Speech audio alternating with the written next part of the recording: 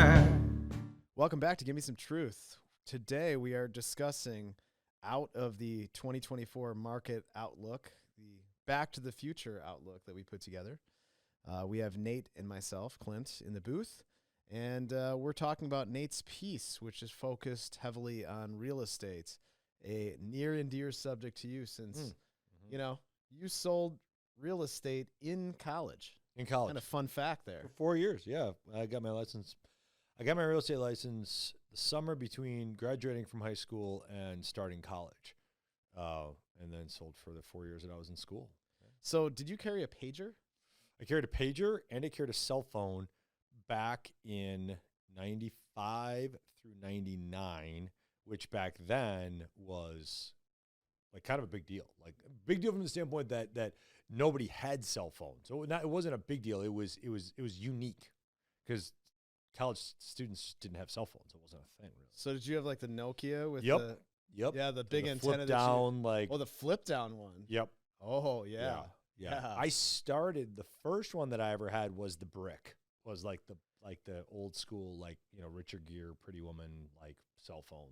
So you never had the camera bag in there. You had the No. flip. So the flip was No. and I remember the flip, Yeah. you flip it down, but there was actually no receiver in the flip. It just kind of like Yes. you I think opened you're the exactly phone right. up and it kind of made it work and Right. then yeah. And My then father had a bag phone, I Oh, yeah. remember. That was the first thing I remember, I think, was the bag phone. If I remember right. Yeah. so it was only very important people that were time sensitive. So realtors would definitely be one of them that would need the Right. bag phone or the other phone, and then drug dealers. So that was pretty much Yeah, it. and that's funny that you bring up that Wall point Street because people. that was an interesting conversation that I had to have with my professors, especially when I was a freshman and sophomore. Because when I told them that I had a cell phone and a pager, I mean, obviously their first thought was like, "So you're selling drugs out of my class?" And I was You're like, "No, I'm a bookie." That's not what we're Just- doing. Exactly. I'm just taking sports bets. It's not that big of a deal.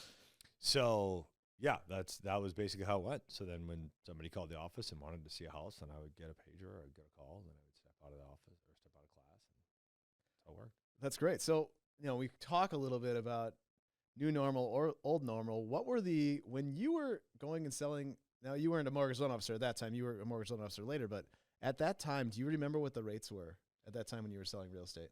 I think that they were in the like 5 to 7% range, if I remember right. I think it was somewhere in that neighborhood. Yeah, sixes maybe, something like that. Yeah. I think is what it was. High fives, low sixes maybe, something like that. Yeah. And then when you were a mortgage loan officer in the beginning, when did you start selling mortgage loans? 2003, Okay. And what were the rates then? 2004, somewhere in there. 2003, 2004. I think they were relatively similar. I Yeah. think they were maybe a little bit lower. They were maybe a little bit lower if I remember right. Maybe more in the fives. I think is kind of where fives to low sixes. I think is where they were back then. Yeah. But there was a period of time there where there was some relative stability within those markets where it was kind of range bound, and that's part of what I wrote about in the piece and included some charts in there. There was a period of time because I really tried to look at the last 50 years because that felt like the right block of time. It was like 73 to 2023, and there was a 15-year, 18-year period, maybe even 20-year period in the middle that kind of encapsulated the 90s, where the rates were relatively range bound, like 5 to 7, kind of right in there. It broke out a little bit, but it kind of stayed pretty stable during that period. So it was one of the it wasn't like headline news because it just didn't move that much, right? I mean, if it moved 0.5% one way or the other, that was kind of a big deal. Whereas now we're so used to it, like moving all over the place. Well, it was a little more traditional back then. You know, the 20% down payment was kind of a thing for a while, and then it started to become less Right. and less, and then it was Wild West for a while. And then it was Wild West. It was Wild West. That Wild West kind of started, maybe like late 90s, because I think when I was graduating college and then getting into lending, I first started at Wells Fargo. And yeah, it was a little Wild Westy back then. Like you could do some interesting things back then with bridge loans and 100% financing. But the no income, no income, like no verification, that stuff was more like kind of early 2000s, if I remember right, kind of 2000, 2005, maybe somewhere in that neighborhood. Yeah. And then it really got ugly. I mean, it's what made the bubble more or less, which, created 08, 09. So yeah, kind of that like 2005, 2006, 2007 is when it really started to kind of get ugly. Because when you watch the scenes from Big Short and Steve, what's his name? Who's the actor? Steve Carell. Thank you. Steve Carell's character is talking to the two mortgage officers at that bar, and he asks, like, why are they bragging, and or why are they admitting guilt? And his guys that were there with him were like, they're not, they're bragging. Like that was, I remember those times. That was the height of it. I remember because I remember colleagues, not at where I worked, but like other people in the industry were like, yeah, it was Wild West stuff. Well, and then they packaged them, and what really caused 2008 was the securitization of all of those mortgage loans that are packaging them up using leverage and having that AAA rating on those, bonds, saying, oh, these are basically infallible, and then pensions buying them and foreign governments buying them, and then all of a sudden you didn't have actual AAA rated securities inside of here. In fact, you had a bunch of mortgages that were, totally belly up once they ended up, the real estate market ended up kind of falling apart. So yeah, because you're exactly right. It was, and this is so many things in history that you can point to that where kind of tragedy, if you will, or ugliness comes out of the things with which we take for granted, right? So one of the things you take for granted is the stability of mortgages. I mean, it's just bulletproof for, again, maybe like post early 1980s, right, all the way up until that point. I mean, they were kind of bulletproof at that point. And so when we started to bastardize that by packaging them and degrading the quality and doing all that, while still having the assumption that it's bulletproof, it's, no questions asked, stream of income, like when those two things run into each other in the same sentence, you get 08, 09. Because then all you need then is values to come down. Because the only thing that keeps the music going is values continuing to go up. Because as long as you can get at more equity, then you're okay. So what created the ugliness, when the music stopped, of valuations going up. Because when that stopped, you couldn't refinance, you couldn't get more equity, and then people realized how overexposed they were. And I think people were wondering that in 2023, would we see a significant pullback in the real estate values as interest rates continued to go up? Because we kind of broke out now. We were in such a low interest rate environment for such a long time. So we were talking about all that, post 08, then all of a sudden we had the new normal, which was, interest rates are now going to go down, and everyone got locked into their really, really low rate mortgages. And then the rates just exploded last year. Yeah. And the impact in the real estate market was significant, but we still saw prices hold the line pretty well. Yeah, so it's an interesting kind of juxtaposition of variables, and I wrote about this in the piece, that the idea of new normal, and you and I, we talk about this a lot, but the way I try to kind of define it is post 08, 09 up until 2022 really is kind of when they started to kind of go up. People wanted to call it the new normal, right? And I pushed back against that idea because that was as atypical or not new normal as was the period in the 70s and early 80s, right? So you can look at these periods of time and where things are pushed so far away from the mean that we then start to define that as normal.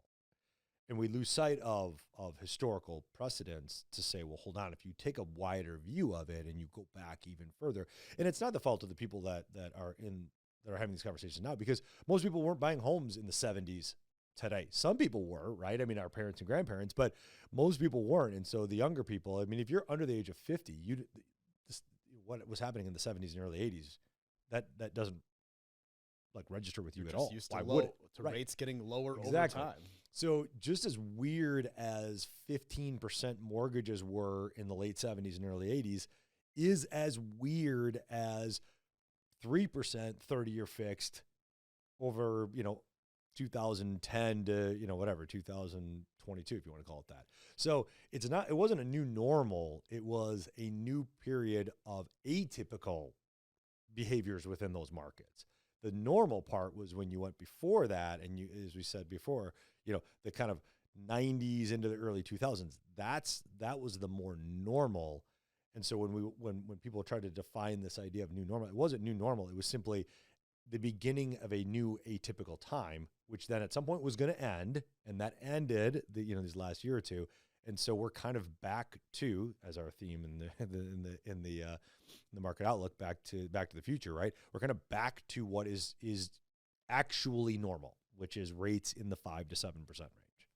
Yeah, and I think going into 2024, obviously a lot of people are hoping that rates kind of soften up a little bit, and they already have. Yep, they're down a little bit. Yep. But to think that we're going to go back to sub 4 rates, or even there was a time where we were hitting like sub 3 rates. It was insane. High 2s, and it's just so atypical. And so I think I would agree with you, and you have more expertise in this period, but it is a situation where we are going back to the old normal. We are going back to normal interest rate environments. Absolutely. And that was the point I was going to make is essentially what happened is we put a bookend on the period of time that was not normal, right? And so that's kind of what happened. So we can now almost look at it historically now and go, okay, from, again, however you want to draw the line, 2010 to 2022, right? That was an atypical period, just as strange as was the 70s and early 80s. And now we're kind of going back to what is more normal, which is rates in the 5s to 7s. They peaked out. They never touched 8. I don't believe anyways. I think they got to 7.75, somewhere in that neighborhood is where they peaked out. And then now they've fallen back down. And I think that you're probably going to see, 5 to 7 range somewhere in there. Maybe we flirt with low 5s, but I don't know that we break through that 5 barrier and get back into the 4s, because that would take a lot of work from the Fed of dropping rates, cutting rates. They would have to so aggressively cut rates to drive the 10-year down far enough, or there would have to be some sort of other thing that happens, right? That's just completely out of left field. We'd have to have a massive recession. Have to be a mass recession. You'd have to have some incredible geopolitical issues going. It would have to be something that happened, that made that get to that point. I think otherwise we're kind of in that range of 5 to 7. I think is what we're looking at. And we spoke, when we looked into 2024, we spoke to a realtor yesterday, actually, as we were having lunch, and I think he made a great point. He said you've got to get more inventory out there, and that will help prices. Right. So right now prices are holding the line or increasing. We're back to kind of a pretty favorable price environment. So if you're a seller, you're happy about that. Yep. If you're a buyer, though, and there are a lot of buyers out there looking to, change their situation, perhaps they want to get into, they've been in their starter home for a while or their second home, and they want to upgrade. And all of a sudden, the shock of the rates going from 3 to 7 changed their monthly payment significantly. I'm in a seller's market right now, and if I'm a seller, I'm feeling pretty good. If I'm a buyer, I'm going, I still don't have the inventory. And so you're hoping that some of these people are going to re-enter the market on the sell side to help prices out a little bit and to help inventory out a little bit. And with people locked into sub 4 mortgages in many cases, that might be a tough needle to thread, and it's going to take some time. Yeah, that's the weird spot we're in, because if you would take a normal scenario and you would take rates from 3 to almost 8, that would crush most housing markets. The values would fall. You would have supply would kind of explode from where it was to where it would end up. Maybe not, incredible excess supply, but maybe we go from, a lacking supply back to normal or something like that. You would have a correction that would happen, but we didn't have a correction. And the reason why we didn't have a correction is because you're exactly right. It's a supply problem, an inventory problem. In a typical year within the real estate market, you're going to have people that are going to sell their existing home, whether it be because they want to upgrade, they want to downsize, they want to move geographically. Maybe their job takes them from this state to that state. So you're going to have a normal turnover of homes that happen within a market. And if you go back and say, all right, over a 10-year period of time, right, you have rates that are range bound. Again, kind of go back to the 90s, so range bound from 5 to 7, right? Well, the rate environment then is not going to really motivate or demotivate people from that normal turnover of homes on a year-over-year basis. So somebody buys a home in X year, and 8 years later they're going to sell it. As long as rates kind of stayed roughly the same, they're not motivated or demotivated to make that decision. Or said another way, rates aren't really even almost factoring into that decision, right? They're going, oh, I need a bigger home. Let's go get a bigger home. Or, hey, we got to move, or whatever it might be.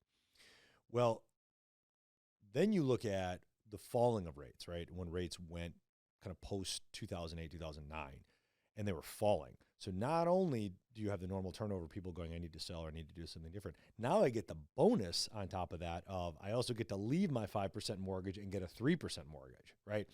So in that scenario, you actually had motivation through the interest rate market to say, not only do we need to move because we need more space or we want to move or we want to downsize or whatever it is, but I get this bonus of getting this better mortgage. Look at how great this is, right?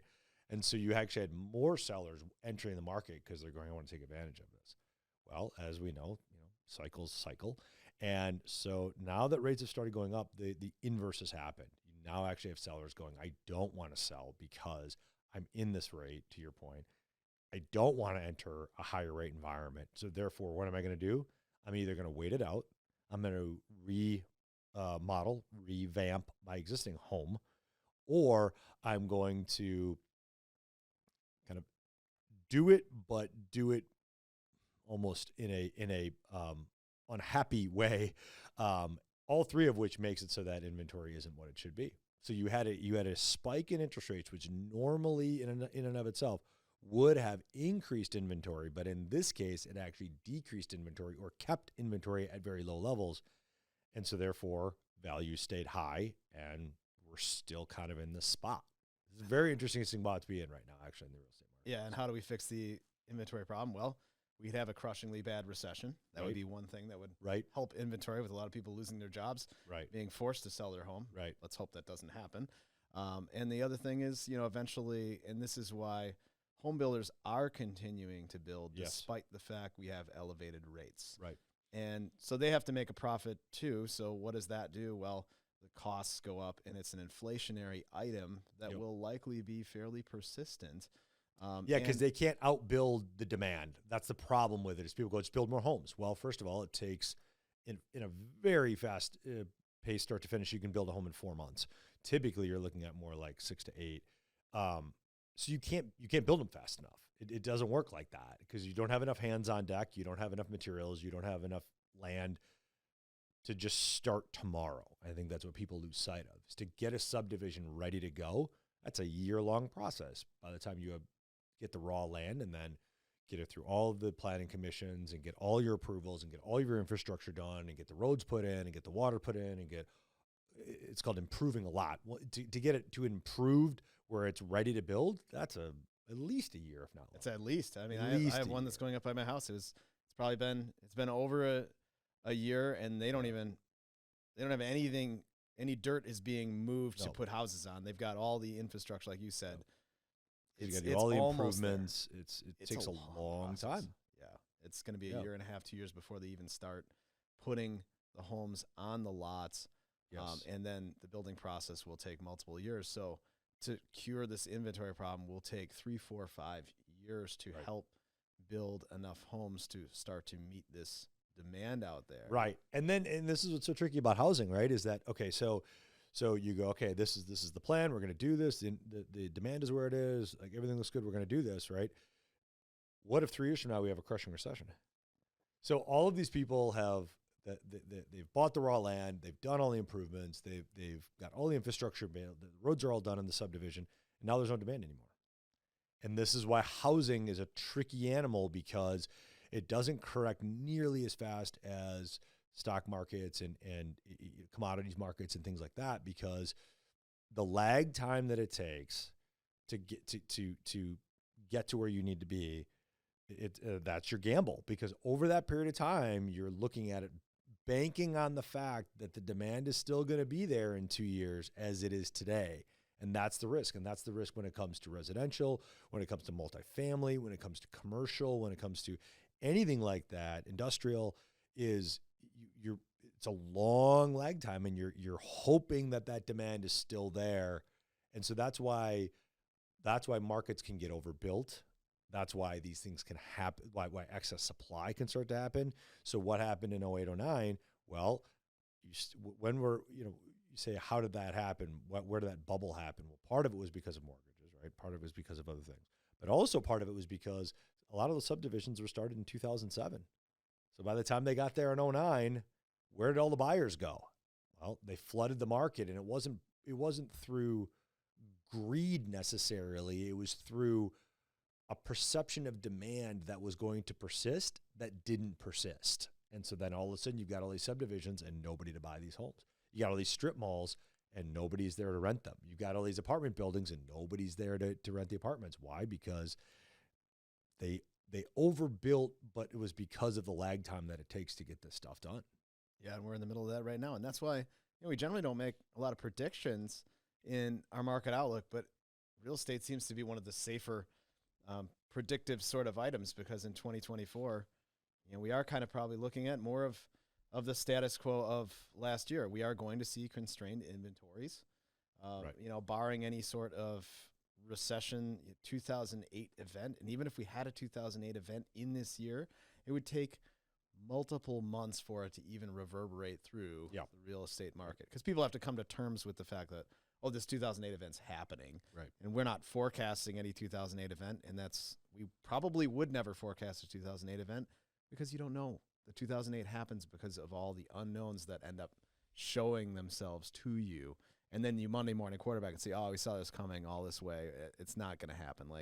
You can't get into a situation where you can call these sorts of massive events. That's why they become massive events. So barring that, 2024 looks like, maybe you'll see some thawing on the interest rate side. I think we've already seen it. I think we'll probably see that a little bit more. I think that's kind of what you're saying too. Yeah, We'll see a little thaw there. Yeah. See inventory get a little bit better. Right. But I mean, kind of more of the same. You're going to see constrained inventories, elevated prices, Yep. and interest rates that are, normal, but not feeling great because you compare it to what you saw in the past. Just a few years There's recency bias obviously has a huge impact on it. And, but you're right from the standpoint that the inventory is still going to be under duress, because the newness of the kind of ugly rates, if you will, that's kind of worn off. People are starting to get used to the fact that this is, again, kind of more of a normal period of time, right? And the reprieve for a lot of buyers is you can look at it now and go, well, at least it's not 7.75 on the 30-year fixed, right? So the pullback on rates is actually it's solidifying in buyers' minds that this is okay to go buy today, because I'm not likely to have it go from 7.75 to 9, which was the fear that some people had. Now that it's gone 7.75 back into the 6s and low 6s, depending where you're at. Again, the recency bias, people can look at it and go, well, at least it's not 7.75 anymore, so I'm going to go out now and feel better about this. And the calendar is going to help too, because obviously once we get into March and April, that's kind of the hottest time for real estate. And so it'll swing back around, and I anticipate that 2024 is a year that's similar to 2023. Struggle with inventory. I don't think the frothiness is there.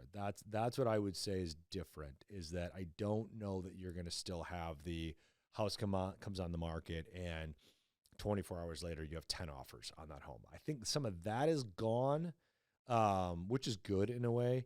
But I still think that there's a lot of demand, and especially at the price ranges of that kind of first-time home buyer to second home, that area, depending on where you live and kind of what that means for you from a price range, that inventory is still going to be under a lot of pressure. The higher priced homes, that probably takes a little bit of a step back, not from the standpoint of it slows down necessarily, but maybe it gets kind of more normal, i.e. gasp, it takes a month to sell a house. Yeah. Which, again, back to more of the old normal of how housing purchases actually happen. I mean, right, go back to the normal, or back to the future, right? So when I was selling homes, 2 to 3 months, that was normal. 2 to 3 months to sell a house was normal. That was not, and then it didn't matter the price range. Starter homes, a month or two, sure. Maybe a price reduction, sure. Maybe having to negotiate with the buyer, yeah. I mean, that was normal. So this idea of just put my house on the market and it sells in 24 hours, I mean, that wasn't a thing. And when I was selling houses, it's pretty funny what people have to go. into with the mindset now, versus, what if people are waiting a while, they're like, what's wrong with my house? You're like, nothing's wrong with your house. It's just, Right. you might have it priced appropriately if people are taking a look at it and being like, I don't know, maybe, and you don't have the feeding frenzy of 20 offers in a weekend. Right. And so then you have overzealous sellers too, that then they put their house on the market and they still think that they're going to get 50 grand over asking price or something like that. And so they tend to overprice their homes in some cases. And the hardest thing for people to understand within the real estate market is that the market doesn't care what happened last year.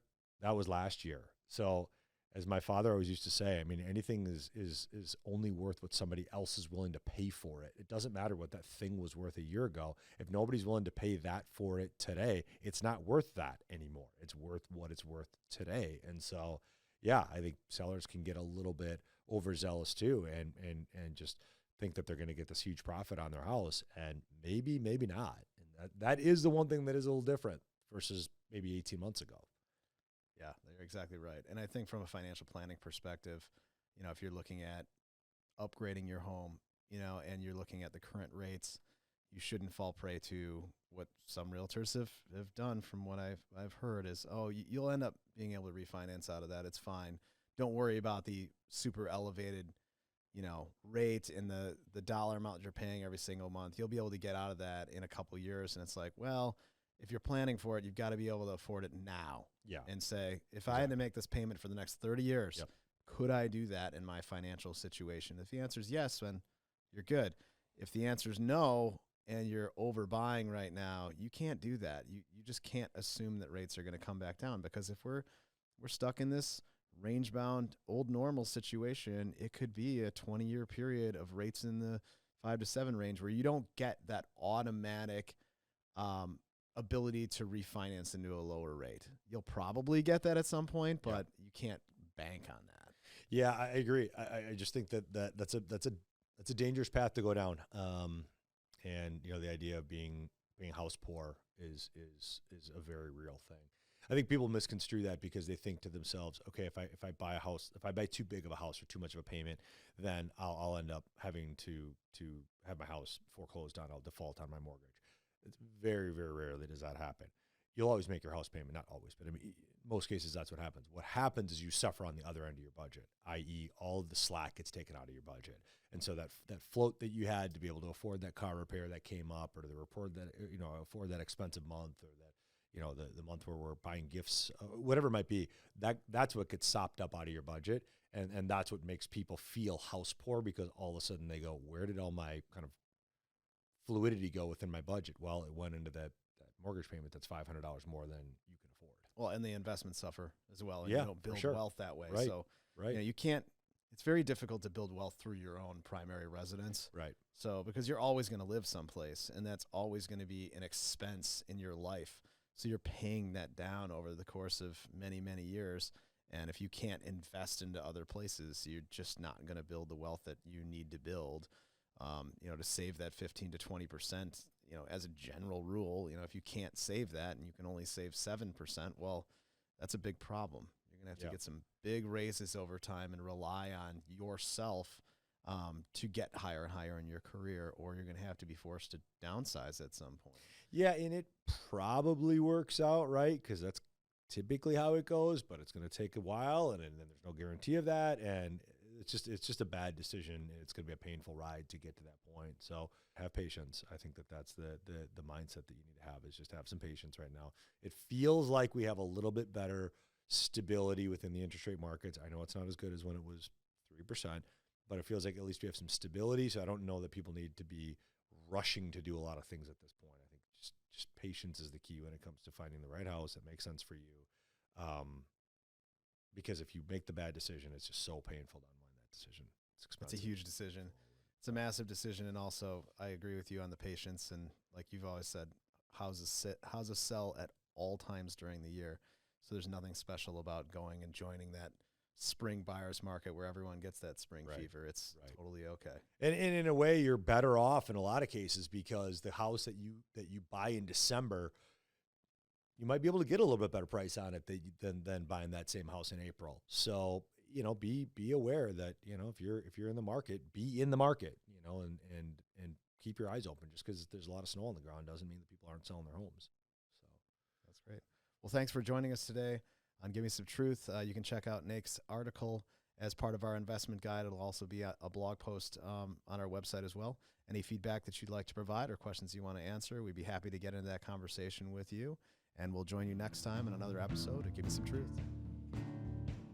Walkner Condon Financial Advisors is a registered investment advisor with the SEC. Registration with the SEC does not imply a certain level of skill or training.